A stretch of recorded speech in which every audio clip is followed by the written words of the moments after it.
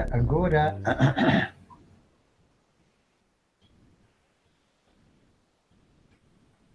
Vamos a hacerlo así. Así se ve bien. Se ve perfecto. Bueno, pues empezamos. Este es el primer vídeo que yo grabé porque me entró curiosidad por investigar yo un poco hasta dónde llegaba la mentira. Entonces fui término por término. Aquí, por ejemplo, lo primero que se me ocurrió buscar ese día fue la primera palabra que me vino a la cabeza, planeta. En vez de la etimología de la palabra, el significado en griego de estrella errante, ponerlo lo primero, no, te lo ocultan después de que veas el índice, por si acaso, claro, quieres pasar de la etimología y ya no te das cuenta que realmente planeta es una estrella errante. De ahí eso es algo curioso que me llamó la atención. Entonces yo sigo y digo, bueno, pues vamos a ver la teoría heliocéntrica o la Tierra esférica. Y dije, voy a empezar por la Tierra esférica. Aquí vienes a la antigüedad y ya te lleva a la filosofía griega, que es la primera vez que se habla de la terminología tierra esférica, la filosofía griega. Pero entre el siglo III y el primero antes de Cristo. Antes no, antes la Tierra para todo el mundo era el centro y era estática, inmóvil y no había nada que la moviera. Y era todo derivado de unos cambios de densidades entre las aguas de arriba y los fuegos de abajo. Esos eran los pensamientos que existían en la antigua Grecia, en el siglo V, VI antes de Cristo, antes de que llegara la jerarquía de Cirene, por así decirlo, los ancestros de Eratóstenes de Cirene. Luego lo veremos a través de la biblioteca de Alejandría, que nos deja muy, muy buen detalle de por qué hay ciertos tipos de textos que es muy difícil incluso que estuvieran en dicha biblioteca.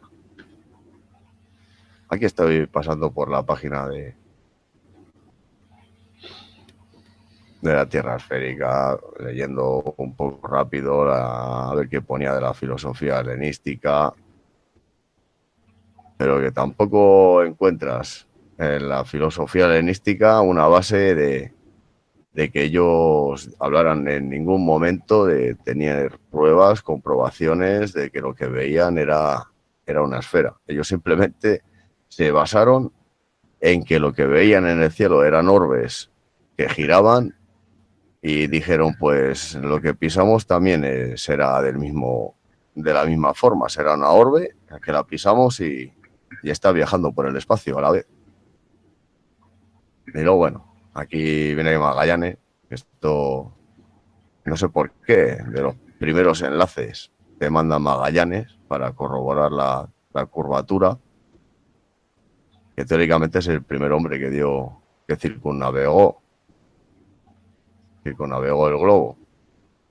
Pero no, aquí muestro en vivo y en directo cómo eso no ocurrió así. No hay ningún globo al que dar la vuelta.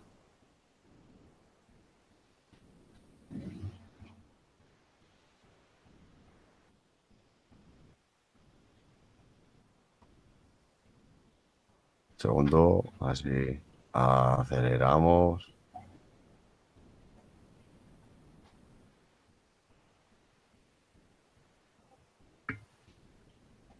Para mostrar la ruta que siguió. se circunnavega hasta ahora. Siempre se circunnavegó las costas del plano. Salió de Sevilla y giró por toda la costa del sur de América. Fue Hasta por que hicieron el canal de Panamá. Claro, ahí, claro, claro. claro. Para eso lo hicieron, para que no se canteara. Efectivamente, hubo. Bueno, pues continuó todo el Pacífico que continuó hasta las Islas Fiji, que están al norte de Nueva Zelanda.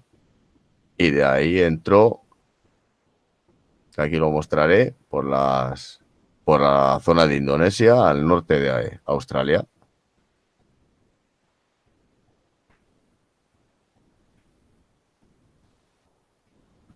De ahí,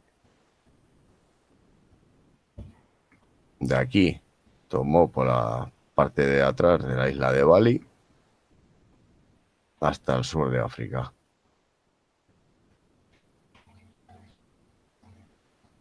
Y del sur de África, bordeando todo África, hasta coger el Atlántico y volver a España. Esa es la circunnavegación que hizo Magallanes. No hace falta que sea un globo.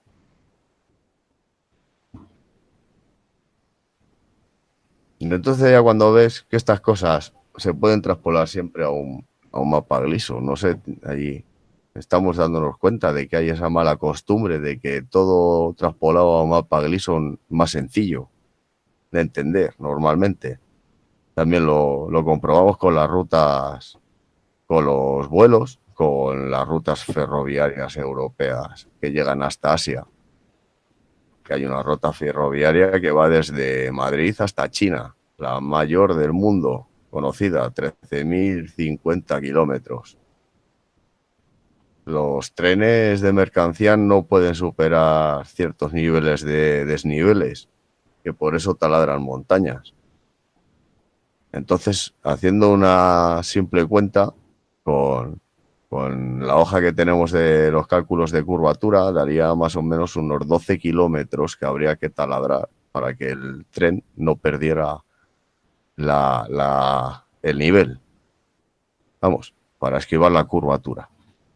Entonces no cuadra con la realidad. Todas esas cosas te ayudan a apoyarte que hay algo en todo esto que es más coherente que la esfera que nos han vendido. Eso está claro. Eso está claro. El escudo de la esfera. También digno de echar un ojo. Las aguas abajo y arriba, como tipo tierra, metido en una mini bola. Se ve que parece que pertenecía a algo mayor y lo recortaron.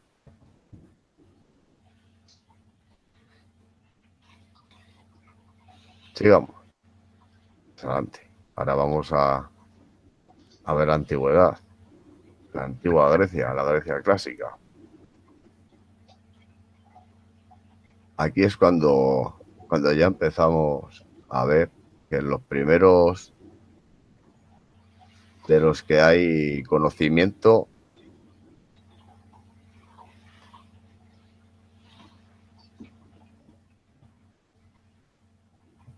vamos a ver aquí. La Grecia clásica. Las primeras evidencias de una tierra esférica provienen de fuentes griegas. No hay registros de cómo la esfericidad de la Tierra fue descubierta. Vamos empezando por ahí. No, porque no hay ni un registro escrito. No, puedes buscar y no encuentras el nombre. Fue el que dijo Eureka, esto es esférico. No lo hay, no existe.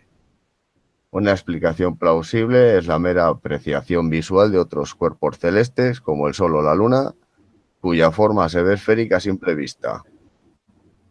Y igual que un tapete de billar. Las bolas son esféricas y el tapete también es esférico, ¿verdad? Cierto, ¿no? Entonces, usaban una lógica a veces poco clara, poco clarificadora. Otro origen muy claro puede ser, ya estamos siempre con el puede ser, la experiencia de viajes que sugirieron tal explicación debido a la variación de altitud observable y el cambio en el área de las estrellas circumpolares. Un cambio por demás drástico entre los asentamientos griegos alrededor del este del mar Mediterráneo, particularmente en el delta del Nilo y Crimea. Bueno, sabemos todos lo que son los Star Trails. Los Star Trails es la cola que dejan las propias estrellas al girar durante todo el año alrededor de la estrella polar. Cuando tú vas hacia el sur, desde el norte, a ver, viajando hacia el sur, lo que te haces es alejar de la estrella polar. Entonces la perspectiva lo que te hace es ver esa estrella polar como que se tumba, porque tú la vas apreciando más lejos. Es como que se tumba, como se pierde en el punto de fuga del horizonte, del centro de tu vista. Y eso da como una sensación de que se tumban las estrellas, que realmente lo que puede suceder. Y por eso, claro, no es posible ver todo el firmamento desde un punto del plano o del globo, por el hecho de la capacidad visual de cada persona. Perdón. No hay problema. Pues bueno, aquí luego ya empezamos con los asentamientos griegos, con los viajes en el mar Mediterráneo. Según Diógenes, Pitágoras es el primer griego en afirmar que la Tierra es redonda, pero luego hablamos de Pitágoras.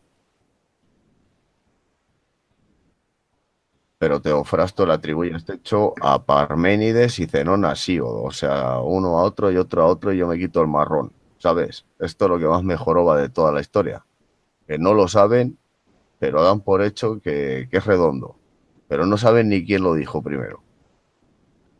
Que lo primero que habría que asentar es las bases de quién ha descubierto la curvatura, cómo, se puede repetir. Bueno, pues entonces vamos a hablar de ello. Pero eso de que no se sepa quién es el que lo descubrió, no se repitan experimentos o no se puedan repetir experimentos porque al no ser esférica no merece la pena intentarlo y quedar mal. Y que se dé por hecho es lo que más me duele a mí.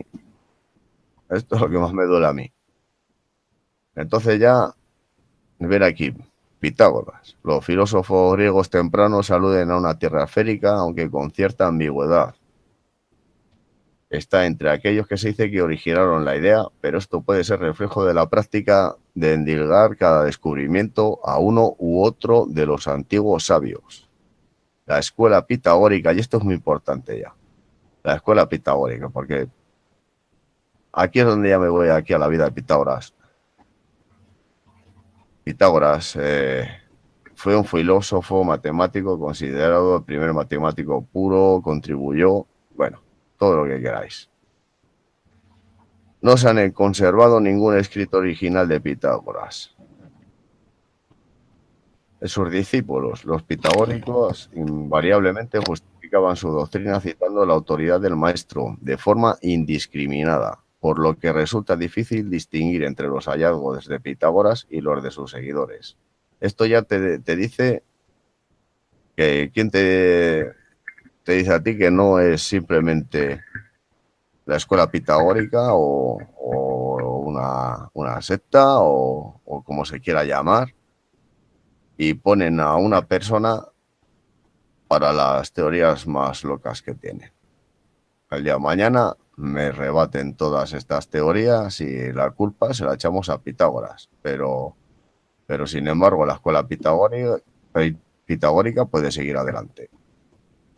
Como vemos aquí, se le atribuye a Pitágoras la teoría de la significación funcional, todo se le atribuye, pero aquí hemos visto que no se ha conservado ningún escrito original de la mano de Pitágoras.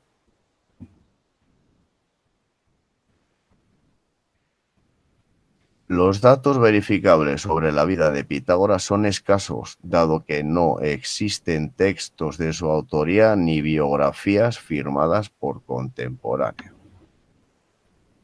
Por eso le atribuyen las teorías locas a alguien del que no hay pruebas de su existencia. Porque no las hay, si no hay un solo escrito de él. No hay forma de comprobar cómo era. Luego ya vemos los primeros escritos detallados que datan entre 1500, entre 150 y 250 años después de su muerte. Se basan en historias transmitidas de manera oral, muestran grandes diferencias entre sí. Muchos mitos y leyendas se forjaron en torno a su persona, motivados probablemente por el mismo Pitágoras. O sea, pero probablemente, no sabe si ha existido, pero probablemente los mitos les originó él. Son incoherencias al leer. Pero también debido a la naturaleza de la doctrina pitagórica y sus seguidores. Una confraternidad hermética regida por símbolos místicos y costumbres esotéricas. Eso era la escuela pitagórica. Ya empezamos con la primera confraternidad. Ya está. No hace falta llegar a 1746 o 1776 y que nazcan los masones de forma oficial, si ya nacieron aquí. Aquí, Aquí nacieron, en la escuela pitagórica, los primeros masones de la historia. de verdad. Y esto nadie lo ha dicho nunca. ¿Por qué? Porque nadie se ha parado a leer a lo mejor realmente entre líneas todo lo que hemos ido leyendo en un momento. Que son textos injustificables, porque son injustificables que tú no tengas datos fehacientes de una persona y le estés dando un valor auténtico. Eso no cualquier historiador no lo concebiría si realmente lo estudia esto. Pero bueno, básicamente hasta el punto de llegar aquí. O sea, y esto estamos hablando del siglo I antes de Cristo.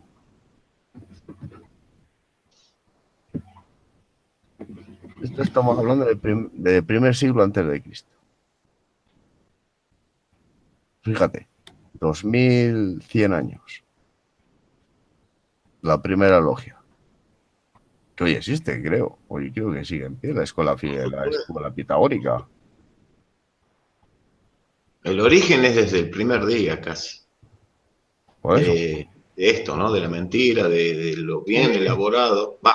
Decir bien no corresponde, pero dentro de la logística está muy pensado, ¿no? Toda esta trampa, todo este enredo, esta telaraña, porque estamos bajo una telaraña, sinceramente, Efectivamente. que te pega, Efectivamente. te atrapa. Es que después de él ya merece poco la pena. Todos se han basado ya en lo que él decía, en lo que él dijo. Todos. Platón, Heródoto, Aristóteles, Eratóstenes, Seleuco, el Imperio Romano. Está basado todo en Pitágoras. Todo. Pero la importancia.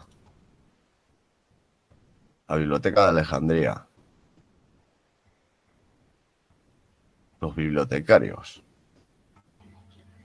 Cenódoto de Éfeso. Y el segundo, Calímaco de Cirene.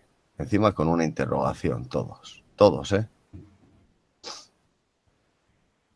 Quitando el Aristófanes de Bizancio, en todos hay prácticamente dudas de los nombres, de las fechas de nacimiento, fechas de muertes, pero si vemos todos son Cirene, Aristarco de Samotracia, que vemos que sabremos luego más adelante que también era descendiente de los Cirenes, y empieza en el 282 a.C. Pero había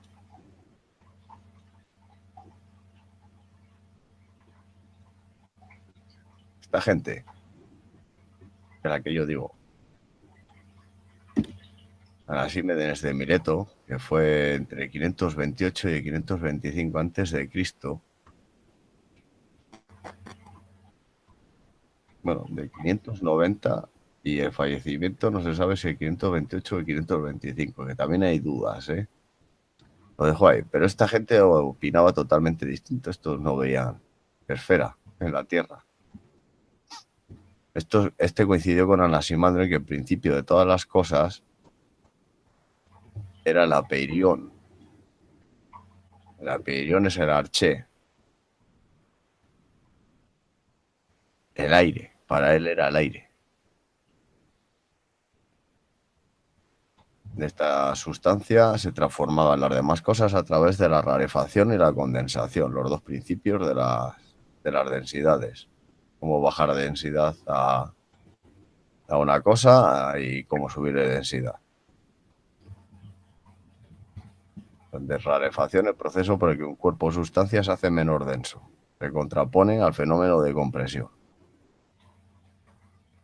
Esta gente ya hablaba de presiones, de densidades. En el siglo VI, V antes de Cristo. Y luego nos vinieron con la gravedad.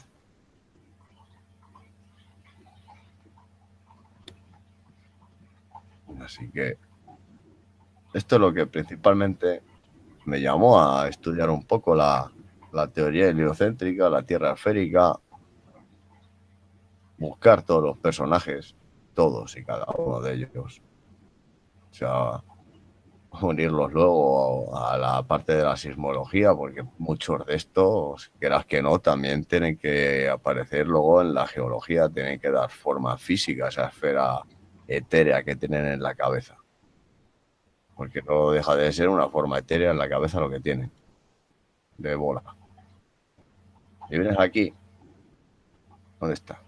Sismología.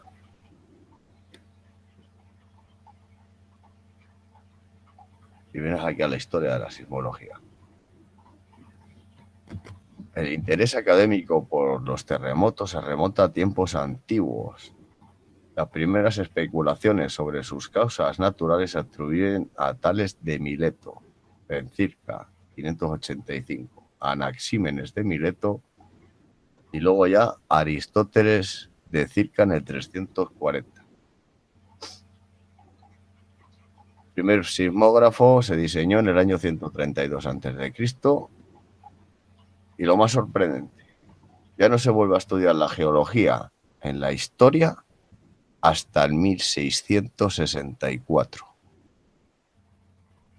Pasan 1826 años aproximadamente, o 96 años aproximadamente, hasta que se toca el tema de cómo es lo que pisamos. Y lo hace en la mano, que yo no soy ningún paranoico, de Athanasius Kirchner.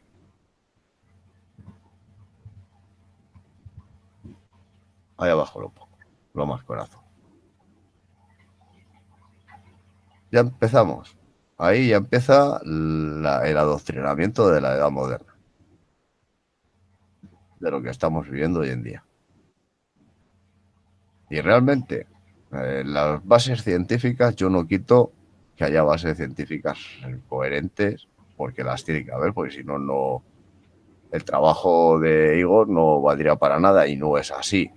Entonces las bases científicas son correctas. Lo que es incorrecto es el adoctrinamiento que llevamos desde esa época sufriendo inconscientemente, generacionalmente, y por eso el golpe tan fuerte a la hora de querer despertar a la gente y decirles, no, perdona, que no, esto no es solo si la Tierra es plana o no es plana, es que aparte de cuál es su forma, quién te ha tenido engañado, por qué y desde cuándo y cuáles eran sus intenciones sobre todo. Porque esto si no lo paramos ahora no sabemos hasta dónde llega. Y cada vez estamos viendo que se pone peor la cosa. Es así. Todos cogieron el poder. Aquí. Si vas aquí, a la Compañía de Jesús, lo vemos, fundada en 1534. Francisco de Loyola, todos católicos, grandes apoderados, grandes financiadores de los científicos de la época. Y este es el primer capítulo del dudoso origen de la esfericidad. Yo sabía que que había quedado ahí. La